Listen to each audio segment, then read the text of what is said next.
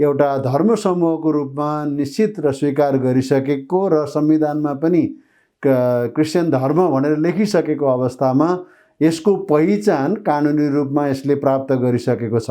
सरकारलाई हामीले प्रार्थना गरिराखेका छौँ, सरकार हाम्रो विरोधी होइन, तर सरकारमा बस्ने केही मानिसहरू चाहिँ बायस छन्।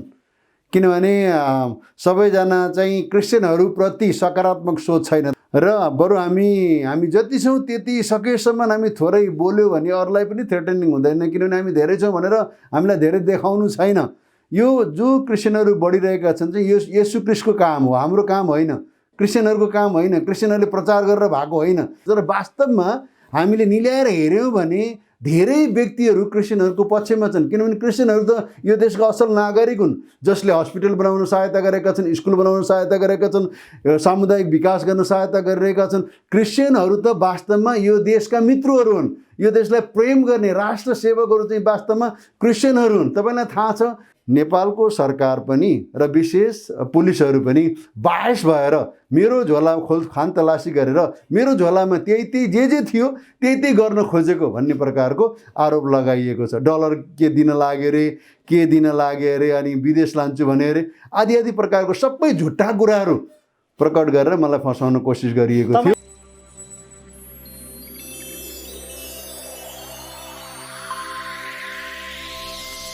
आदरणीय दर्शकहरू नमस्कार।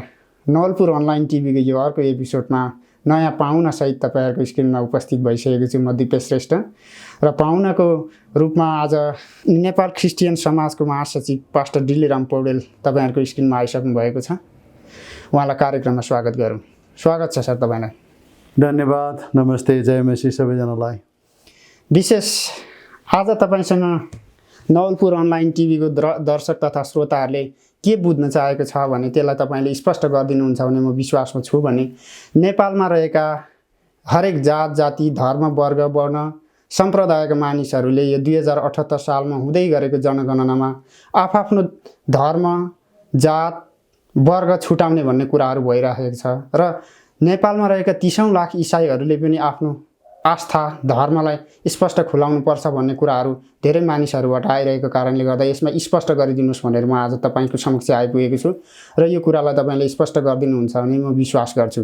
के त यो जस्तो अपेक्षा राखिएको छ यसअनुसार अरू धर्महरूले जस्तै तपाईँको समुदायका मानिसहरू पनि यसमा सुसूचित हुन सक्छन् त?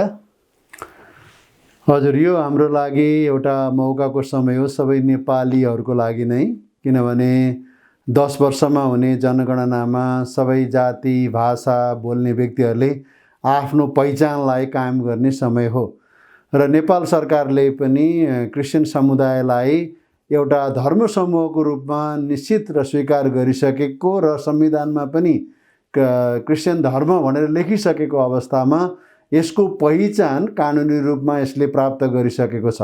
त्यसले गर्दा यी आउने जनगणनामा सबै हामी सरकारले चाहेका सत्य तथ्य जानकारी चाहिँ हामीले दिनैपर्छ। जे उहाँले माग्नु भएको छ सबै कुरा दिनुपर्छ र अब हामी क्रिस्चियन भएको कारणले गर्दा अब सरकारले त्यो धर्मको महलमा इसाई भन्ने शब्द राखेको छ अनि अथवा हामी क्रिस्चियन अथवा इसाई भन्ने प्रकारको शब्दहरूलाई हामी सबैले त्यहाँ राख्नुपर्ने त्यो मात्रै कुरा हो। अब आफ्नो जातको विषयमा जे छ जे लेखे पनि भयो, आफ्नो जातको विषयमा त धर्मको विषयमा चाहिँ हामी क्रिस्चियन भएको कारणले गर्दा क्रिस्चियन भनेर लेखाउनु अति नै आवश्यक छ। अब हामी धेरै भए पनि थोरै भए पनि यसले केही महत्त्व राख्दैन, किनभने हामी जति छौँ त्यति नै सत्य तथ्य रिपोर्ट आउनै पर्छ। हामीलाई धेरै देखाउनु पनि छैन, हामीलाई थोरै देखाउनु पनि छैन, धेरै देखाएर हुने कुरो पनि केही छैन, थोरै देखाएर हुने कुरो पनि केही छैन। हामी जति छौँ 1 लाख छौँ भने 1 लाख, 5 लाख छौँ भने 5 लाख, 30 लाख छौँ भने 30 लाख, जति हामी छौँ अथवा 15 लाख छौँ जति हामी छौँ त्यति नै आउनु पर्यो। त्यति आउँदाखेरि एउटा धार्मिक समूहले पाउनु पर्ने सरकारबाटको मान्यता र पहिचान पाउनु पर्यो भन्ने हाम्रो कुरा हो। त्यसले गर्दा हामीले जिल्ला स्तरमा प्रदेश स्तरमा सरकारले आयोजना गरेको 2078 सालको जनगणनामा क्रिस्चियनहरू भएको कारणले मात्रै होइन, देशको एउटा नागरिक भएको कारणले गर्दा एकदम सचेत रूपमा जागरिक हौँ, सचेत रूपमा आफूले लेख्नुपर्ने कुरा लेखाउँ, गणकहरूलाई पनि हामीले सचेतना जगाउँ भन्ने प्रकारको हामीले आह्वान गरिरहेका छौँ र यो कुरा पक्कै हुन्छ र गर्छन् भन्ने हामी विश्वास गर्छौँ। के छ यसमा कतिपय मानिसहरूले भनिरहेका छन् तथ्याङ्क विभागका कर्मचारीहरूले पेन्सिलले टिक लगाएर पनि पछि मेटेर हिन्दू बनाएको हो भन्ने केही कुराहरू मिडियाहरूमा आइरहेको थियो। यसपालि के छ, तपाईँहरूलाई यसमा केही जानकारी छ? अब सरकारलाई हामीले प्रार्थना गरिराखेका छौँ। सरकार हाम्रो विरोधी होइन, तर सरकारमा बस्ने केही मानिसहरू चाहिँ बायस छन्। किनभने सबैजना चाहिँ क्रिस्चियनहरूप्रति सकारात्मक सोच छैन। तपाईँले सुन्दै गर्नुभएको कुरा छ, यहाँ देशमा इसाईकरण भयो अरे के भयो अरे भन्ने प्रकारको अफवाह धेरै नै फैलिराखेको छ। त्यस कारणले गर्दाखेरि पनि गणकहरू चाहिँ क्रिस्चियनप्रति बायस हुन सक्छन्, तर पनि अब नेपालका जनताहरू त्यति धेरै लाटा छैनन् कि अब क्रिस्चियनहरू, हिन्दूहरू, मुस्लिमहरू, बुद्धिस्टहरू जो छन् आफ्नो धर्मको विषयमा उनीहरूले आफ्नो पहिचान चाहिन्छ भनेर भनिसकेका छन्। सायद यो बेलामा अहिलेका दक्ष जनशक्ति जसलाई सरकारले जनगणनाका लागि लगाएको छ उनीहरूले चाहिँ यस्तो प्रकारको बदमासी गर्दैनन् भन्ने प्रकारको विषयमा हामी निश्चित छौँ र हाम्रो प्रार्थना पनि यही नै छ। के यो हाम्रो 10 वर्ष अगाडिको जस्तो जनगणनाको अवस्थालाई हेर्ने हो भने तपाईँको आकलन र तथ्याङ्कमा नेपालमा अहिलेसम्मको इसाईहरूको जनसङ्ख्या कति जति होला, यो तपाईँले भन्न सक्नुहुन्छ? अब हाम्रो एक्ज्याक्टली रूपमा हामीले डाटा सङ्कलन गरेका छैनौँ र हामीले सर्वेक्षण पनि गरेका छैनौँ, तर हाम्रो जिल्ला समाजबाट हामीलाई पाएको जानकारी र चर्च समूहबाट आएको जानकारी अनुसार चाहिँ हामी 15 देखि 20 लाख छौँ भन्ने प्रकारको हाम्रो जानकारी छ। फेरि हाम्रो क्रिस्चियन महासङ्घको अध्यक्ष सिबी गहतराज सरले त 30 लाख छौँ भनेर सम्बोधन गर्नुभएको पाइन्छ नि त धेरैवटा मिडियाहरूमा जाँदाखेरि। अब कसले कति भन्छ भन्ने विषयमा उसको कुरा हो। हाम्रो कमल थापाजीले 60 लाख छन् भन्नुहुन्छ, कहिले 80 लाख छन् भन्नुहुन्छ। हामी चाहिँ कागले कान लयो भन्दैमा हामीले कागको पछि लाग्न भन्दा हामीले कान समात्न पर्ने हुन्छ। हामीले सर्वेक्षणै नगरिरहेको, हाम्रोमा आँकडै नभएको कुरा हामीले बोल्नु हुँदैन र बरु हामी जति छौँ त्यति सकेसम्म हामी थोरै बोल्यो भने अरूलाई पनि थ्रेटनिङ हुँदैन, किनभने हामी धेरै छौँ भनेर हामीलाई धेरै देखाउनु छैन। यो जो क्रिस्चियनहरू बढिरहेका छन् चाहिँ यो येशू क्रिस्टको काम हो, हाम्रो काम होइन, क्रिस्चियनहरूको काम होइन, क्रिस्चियनहरूले प्रचार गरेर भएको होइन। येशू क्रिस्ट आफैले यो समय चुन्नुभयो र यहाँका मानिसहरूलाई चलाउनु भयो र क्रिस्चियन बढिरहेका छन्। त्यसको कारणले गर्दा हामीले धेरै छन् भनेर कुराकानी गर्नु पर्दैन। हामी 30 लाख भए पनि छौँ, 20 लाख भए पनि छौँ, 15 लाख भए पनि छौँ। त्यसको सत्य तथ्य घटना चाहिँ, सत्य तथ्य विवरण चाहिँ यो चोटिको जनगणनामा निश्चित रूपमा आउनेछ भनेर हामीले विश्वास गरेका छौँ र हामीले पनि साधारण प्रकारको सर्वेक्षणको काम गरिरहेका छौँ। तपाईँले हाम्रो इसाईहरूको विरोधी सरकार होइन भनिरहनु भएको बेलामा हजुर, मैले यसैमा एउटा प्रसङ्ग जोड्न चाहेँ। यदि इसाईहरू चाहिँ के यो राज्यको दुश्मनै ठहरेका हुन्, जबकि यही देशको नागरिकता उनीहरूले यो नागरिकले बोकेर पनि एउटा समाधि स्थल पनि नपाइरहेको अवस्था छ, यो विषयमा तपाईँलाई कस्तो लाग्छ? हाम्रा जति पनि नेताहरू हुनुहुन्छ त्यस प्रत्येक नेताहरूको वरिपरि एक प्रकारको ग्रुप छ, त्यसले चाहिँ सत्य तथ्य जानकारी दिँदैन।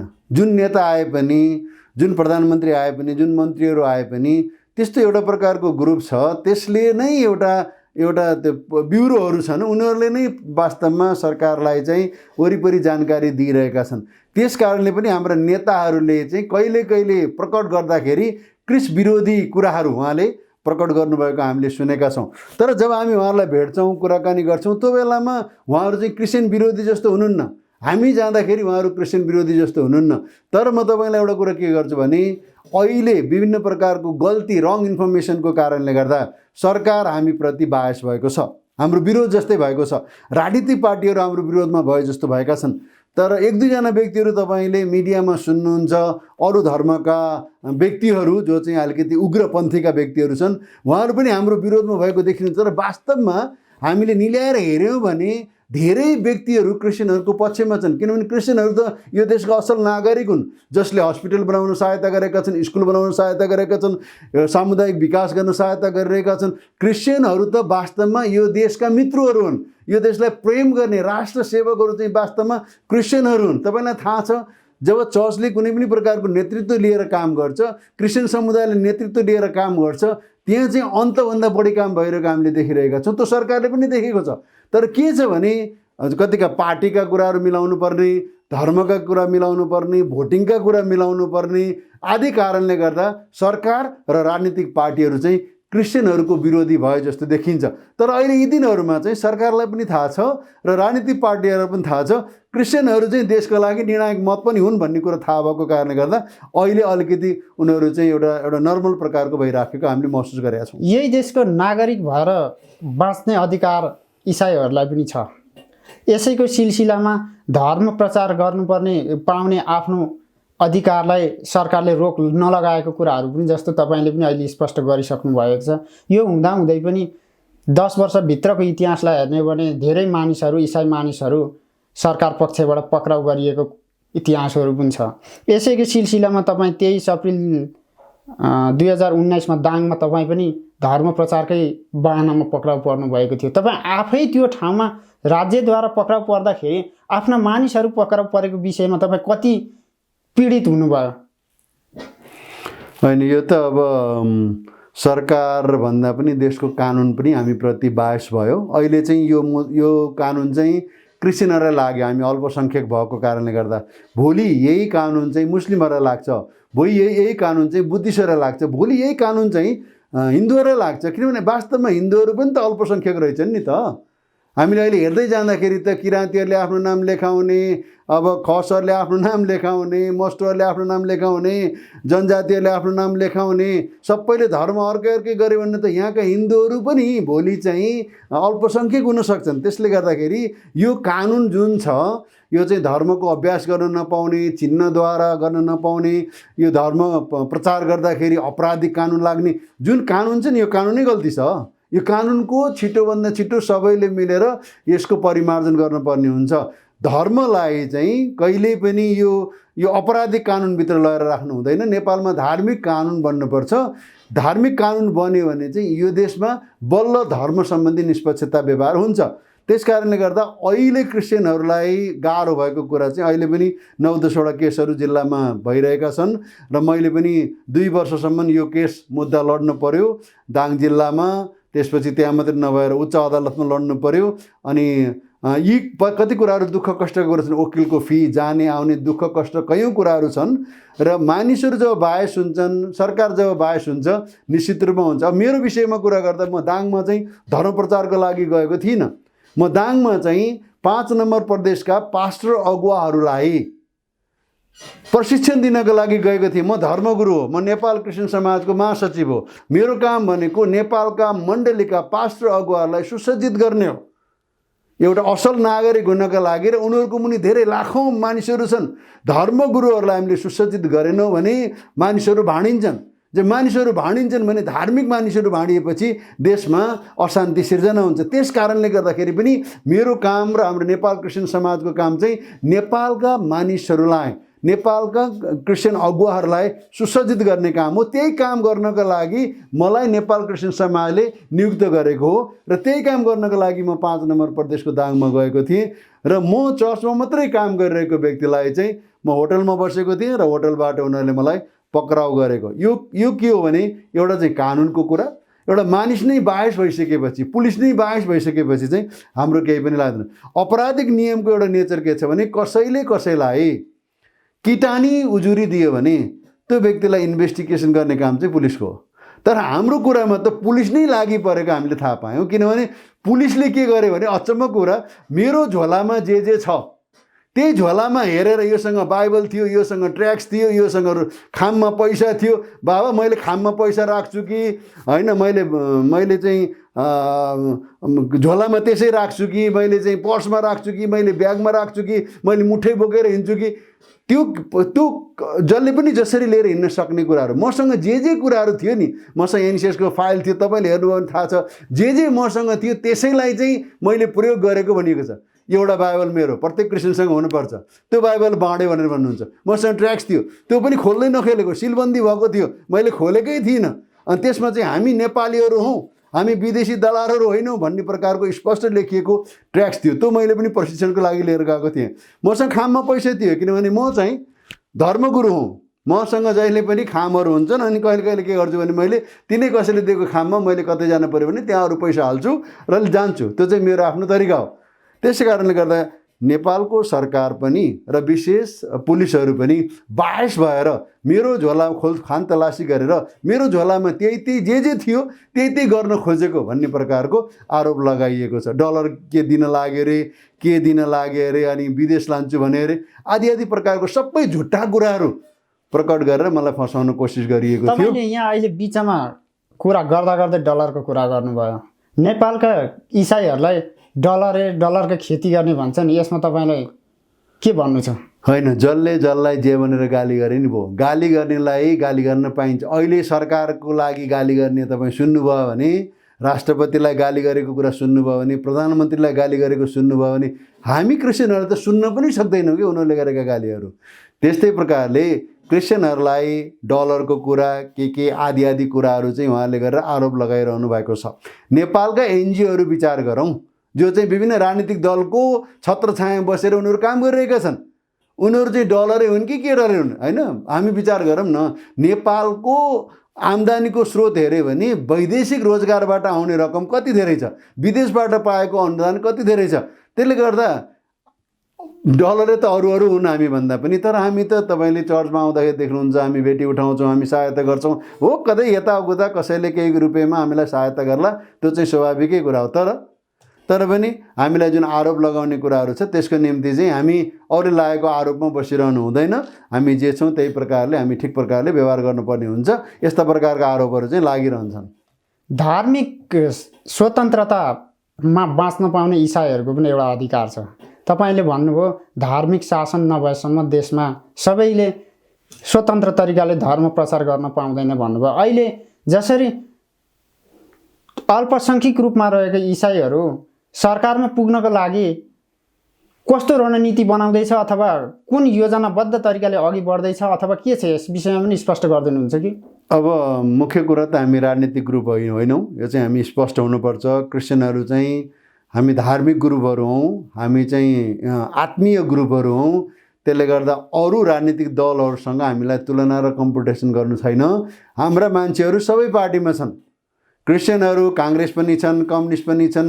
यति मात्रै होइन, राप्रपा पनि छन्, जनजागरण पार्टी छन्, मसिया पार्टी छन्, विभिन्न विवेकशील पार्टी, सबै पार्टीमा जसपामा छन्। हाम्रा मान्छेहरू जाँदै छन्। हाम्रा मान्छेहरू जाँदै छन्। मानिसको जीवनमा 2-3वटा पार्ट हुन्छ। एउटा चाहिँ उसको स्पिरिचुअल भाग हो, त्यसको केयर गर्ने काम चाहिँ हामीले गर्छौँ। राजनीति गर्ने काम चाहिँ राजनीतिक पार्टीहरूले गर्छन्। सामाजिक काम गर्ने सामाजिक अभियन्ताहरूले गर्छन्। त्यसले गर्दा हाम्रा मानिसहरू चाहिँ धेरैजना राजनीतिक तहमा पनि छन्। उनीहरू कुन दिन संसदमा पनि जालान्, मन्त्रीमा पनि जालान्, होइन, जान्छन्। किनभने अब सबैलाई भोट चाहिएको छ। अब 15-20 लाख अथवा 10 लाख भने पनि क्रिस्चियनहरूका मतहरू चाहिँ यी चाहिँ निर्णायक मतहरू हुन् क्या, निर्णायक मतहरू हुन्। किन सबैभन्दा धेरै पार्टीले पनि 30-35 लाखभन्दा बढी मत ल्याएको छैन नेपालको इतिहासमा। त्यसले गर्दाखेरि नेपालका क्रिस्चियनहरूका 10 लाख मतहरू चाहिँ निर्णायक मतहरू हुन्। र जसले राम्रो काम गर्छ, कार्यकर्ता त थोरै हुन्छन् नि, सबै पार्टीका कार्यकर्ता थोरै हुन्छन्, तर भोट दिने मान्छे त नेपालका सबै नागरिक उमेर पुगेका सबै हुन्। जसले जुन मान्छेहरूको पक्षमा ठिक कुरा गर्छ तिनीहरूले भोट पाउँछ। त्यसले गर्दा तिनीहरूलाई भोटमा लानका लागि सबै व्यक्ति त कार्यकर्ता मात्रै भएर बस्दैनन्, भोटर मात्रै भएर बस्दैनन्। क्रिस्चियन हिन्दू धर्म मान्ने नेता भएका छन्, बुद्धिस्ट धर्म मान्ने नेता भएका छन्, मुस्लिम धर्म मान्ने नेता भएका छन् भने यसुलाई विश्वास गर्ने मानिसहरू पनि एक दिन नेता हुन्छन्। त्यो त सबैले बुझ्नुपर्ने कुरा हो। त्यसले गर्दाखेरि चाहिँ हाम्रा मानिसहरू विभिन्न ठाउँहरूमा आफ्नो पहल गरिरहेका छन्। त्यो उहाँहरूको आफ्नो पहल हो। नेपाल क्रिस्चियन समाजले उत्साह दिन्छौँ हामी। तपाईँलाई जेको लागि बोलावट भएको छ, देशलाई सेवा गर्नलाई तपाईँहरू स्वतन्त्र हुनुहुन्छ। हामी कसैलाई यो गर्नुहुन्छ त्यो गर्नु हुँदैन भनेर भन्दैनौँ। जसलाई जहाँ बोलाइएको छ त्यहीँ नै तपाईँ इमान्दारी हुनुपर्छ। सञ्चारमा हो भने तपाईँ त्यहाँ इमान्दारी हुनुहोस्, सरकारमा हो भने तपाईँ त्यहाँ इमान्दारी हुनुहोस्, राजनीतिक पार्टीमा हो भने तपाईँ त्यहाँ इमान्दारी हुनुहोस्, शिक्षक हो भने तपाईँ त्यहाँ इमान्दारी हुनुहोस्, बिजनेस हो भने तपाईँ त्यहाँ जहाँ तपाईँहरू हुनुहुन्छ त्यहीँ तपाईँ इमान्दारी हुनुपर्छ।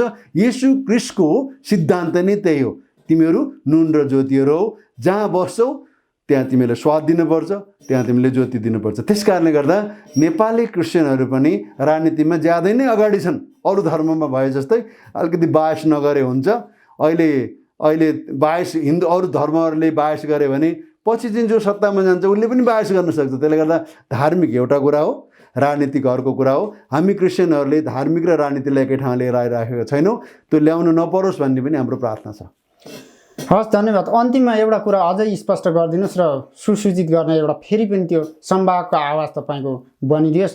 यो 2078 सालको जनगणनामा फेरि पनि तपाईँले बोल्नुभएका कुराहरू तपाईँका आफ्ना जाति र धर्ममा आस्था राख्ने मानिसहरूले स्पष्ट रूपले आफ्नो धर्मको मोहलमा इसाईमा ठिक लगाउन सकुन्। हस्, धन्यवाद। छोटो समयमा स्पष्ट कुरा राखिदिनु भएको लागि तपाईँलाई हाम्रो कार्यक्रममा बोलाएर यो समय दिनुभएको लागि पनि तपाईँलाई धन्यवाद दिँदै कार्यक्रमबाट बिदा हुन्छौँ। हस्, नमस्ते। धन्यवाद।